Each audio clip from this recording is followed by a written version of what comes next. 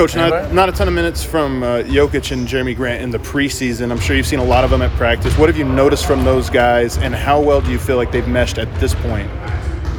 Yeah, I think the Phoenix game, they got a lot of opportunity to play. Obviously, I know Paul Millsap in that game. Jeremy, to me, has shown me he has the ability to fit in with both groups, starting group, second group. And when I was in Cleveland, we used to always laugh, and we'd say, well, this player's better with LeBron. Well, who isn't? Here we say, well, this guy's better with Nikola. Same thing, who isn't? Nikola is a great player who makes all of his teammates better. So I think the beauty of having Nikola Jokic as your cornerstone and centerpiece is that Jeremy Grant, Paul Millsap, whoever it is, can play alongside of him and do so in a really efficient manner and effective manner. Coach, can you just give us the state of things going into the regular season? 4 score and 7 the state of things. One, we're healthy, relatively. Vlatko turned his ankle today, but overall we're healthy, which is really important. I think we're in really good shape. I think having training camp in altitude where we play our games is going to help us. And I always worry about a practice after an off day. And our guys came in, and I thought we had a tremendous practice. Did a lot of scrimmaging today. Guys got after it. It was clean. Guys played the right way. So I like where we're at mentally and physically. Obviously, I think we know Portland. Portland knows us. We played them 13 times in the last however many months. So I think we're excited to get going. I have to constantly remind our guys that, a lot is being expected of us. We didn't listen to it much when they didn't give us a chance. We're not going to listen to that noise now, but we have to have a work mentality every single night, and that starts on Wednesday. Do you like a revenge game, a rematch game, this game to start the season? Yeah, and I know some people look at it as game 8 of the playoffs. We lost in game 7, obviously. One of our goals always is, to win your division. Last year was the first time, I think, in a decade that, the Nuggets won their division. So it starts off on the road against a division opponent, division rival. And, what better way to start it off? National TV and a great atmosphere and a team that has left a bad taste in our mouth most of the summer. How much we saw you on Thursday night, I think people would say, gosh, the team went through the preseason undefeated, yet the coach was unhappy with the performance that night. I wonder, how do you get guys to buy in to playing on both ends of the floor? I mean, certainly you have the pieces to be successful this year, but there's got to be buy-in too, correct?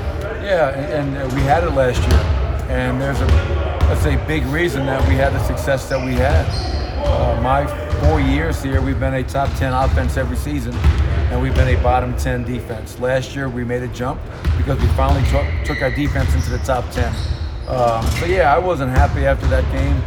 For me, the preseason is not about being 4-0 or 0-4. It's about are you creating good habits. And I thought in that game, that was the only game of the preseason where I didn't think we were creating the proper habits that we need.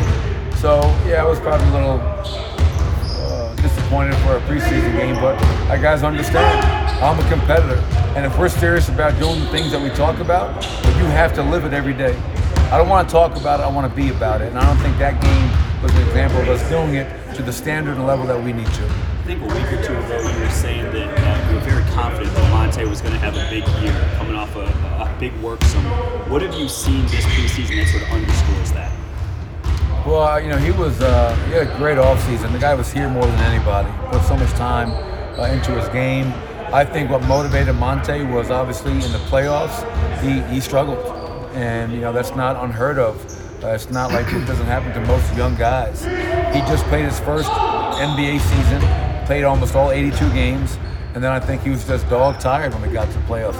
Really struggled to make shots. So I think that was part of his motivation. He wants to be better this year, and when we get to the playoffs, he wants to be an impact player. He wants to be a guy that I can trust to be out there on the floor and not feel like I have to play Jamal 40 minutes every night. But, Monte is steady, runs his team, values the ball, really underrated finisher, and is shooting the ball really well. So, I'm very optimistic about Monte, and I love him as a person. What's another step you think Gary can take this season? Well, obviously the biggest step is staying healthy. That was such a big part of his year last year and his frustration of last year. But we really regressed as a team last year, 3-point shooting. went down to 35%. We were at 37 the year before, and probably the main culprits in that were Gary and Nikola. So how can Gary Harris, as our starting two guard, get better? Well, he can be a lot more consistent with shooting the three ball. I think being healthy will lead that. He'll get back to where he was the year before when he was in the high 30s. And hopefully he can even break into that 40% range and be that consistent, knockdown three-point shooter and continue to be a guy that on defense we can trust night in and night out to take the other team's best perimeter player and make life hell for them. What are some of the keys for Paul, Jeremy, and Mason when they're playing power forward next to Jokic to stretching the court in the dunker spot? What are some of the keys you're looking for them to do there? Well, get there. I mean, obviously, the way Jeremy and Paul have shot in the preseason, those guys are not, just dunker guys. We tell them, you get to the rim, you work to the dunker, you can mash out to that three-point line, and we want to generate more threes this year. And the way they're both of those guys shot in the preseason, I have no issue with them shooting those shots. With Mason Plumlee, obviously, he's at 50% from the three-point line in the preseason, 1 for 2. And he's put a lot of time into his game as well. But when Mason gets in that dunker area and behind the defense, even Jeremy, those guys are so bouncy and athletic, and Nicole is going to put that ball in the right place. So just understanding the spacing, what we're trying to accomplish, and reading the ball and reading your teammates to move without the ball at the correct time. Can you speak to how... Hey guys, hold on. Everybody on this side going to ask a question? Next game floor. Oh, I'm over here. Yes, go ahead. So. Speak to how challenging it's going to be to have the three-point number jump up to where you want it to be. I think you guys only took 30 in one game in the preseason. Yeah. So, I mean, just how challenging is that going to be to get there? Yeah, obviously we didn't take as many as we had talked about, and we didn't shoot it well. I think after 4 preseason games, we're only shooting 30%, which is in the bottom 5 of the NBA. But I thought we were getting good looks. Today we shot the crap out of the ball. So I think that as long as we're taking the right ones, Chris, that number's going to come up. And the ones that we really want, the paint three, we want to generate more paint threes. Well, how do you do that? Offensive rebound, kick out. That's one paint three. A big guy running the floor, collapsing the defense, that's another paint three. Pick and roll, putting pressure on the rim, causing that weak side to come in. Driving kicks. There's a lot of ways we can get them, and that takes commitment from our players. And the one thing that stood out to me in 4 preseason games is that a lot of times our shooters were not shot ready. We're not getting behind that line in a quick enough manner, and then we're not getting our feet set, so now when we catch the ball, we can just take that shot without any hesitation. So things that we're kind of talking about and working on. Thanks, everybody. Thanks, Coach.